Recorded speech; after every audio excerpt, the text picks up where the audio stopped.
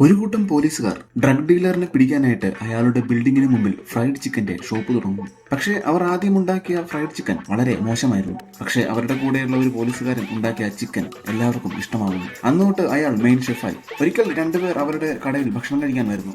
അവർ order ചെയ്ത food എങ്ങനെയൊക്കെയോ തട്ടിക്കൂട്ടി അവർ ഉണ്ടാക്കി കൊടുത്തു. അത് അവർക്ക് ഭയങ്കരമായിട്ട് ഇഷ്ടമായി. അവരുടെ റെസ്റ്റോറന്റ് പതിയെ ഫേമസ് ആകാൻ തുടങ്ങി. ദിവസവും ആളുകൾ വരാൻ തുടങ്ങി. അവർ കുറെ ക്യാഷ് ഉണ്ടാക്കാനും തുടങ്ങി. പക്ഷെ അവരുടെ മിഷൻ ഡ്രഗ് ഡീലറിനെ പിടിക്കുക എന്നുള്ളതായിരുന്നു. പക്ഷെ അത് നടക്കുന്നുണ്ടായിരുന്നില്ല. അവർ ആളുകളുടെ എണ്ണം കുറയ്ക്കാൻ വേണ്ടി ഫ്രൈഡ് ചിക്കന് 10 ഇരട്ടി വിലയിട്ടു. പക്ഷെ അവരുടെ റെസ്റ്റോറന്റ് വീണ്ടും ഫേമസ് ആകുകയാണ് ചെയ്തത്. പക്ഷെ ഒരു ദിവസം ഡ്രഗ് ഡീലറിന്റെ ബിൽഡിംഗിൽ നിന്ന് അവർക്ക് ഫ്രൈഡ് ചിക്കന്റെ ഓർഡർ വരുന്നു. അവർ എല്ലാവരും അയാളെ പിടിക്കാനായിട്ട് ഡ്രസ് ചെയ്ത് ഫുഡുമായി അങ്ങോട്ടേക്ക് ചെല്ലുന്നു. പക്ഷേ വാതിൽ തുറന്നത് ഒരു സ്ത്രീ ആയിരുന്നു. അവർ അവിടെ ക്ലീനിങ് ചെയ്യുകയായിരുന്നു. അവർക്ക് വേണ്ടിയായിരുന്നു ഫുഡ് ഓർഡർ ചെയ്തത്. ഡ്രഗ് ഡീലർ ഒക്കെ നേരത്തെ തന്നെ സ്ഥലം വിട്ടിരുന്നു. അവരുടെ ഗ്രൂപ്പിലെ പോലീസുകാർക്ക് എല്ലാവർക്കും സസ്പെൻഷൻ കിട്ടി. ക്യാപ്റ്റന്റെ ജോലിയും പോകുന്നു. ക്യാപ്റ്റന്റെ വൈഫ് ഡിവോഴ്സ് ചെയ്യുമെന്ന് പറഞ്ഞ് ഭീഷണിപ്പെടുത്തുന്നു. വേറെ വഴിയില്ലാതെ ക്യാപ്റ്റൻ റെസ്റ്റോറന്റ് തുറന്നുകൊണ്ടുപോകാൻ തീരുമാനിച്ചു.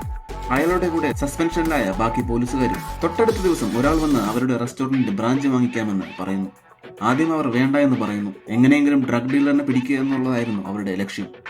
പക്ഷേ അയാൾ കൊണ്ടുവന്ന ക്യാഷ് കാണിച്ചപ്പോൾ എല്ലാവരും അതിൽ വീണു. അന്ന് തൊട്ട് അവർ പുതിയ ജോലിയിലേക്ക് കടന്നു.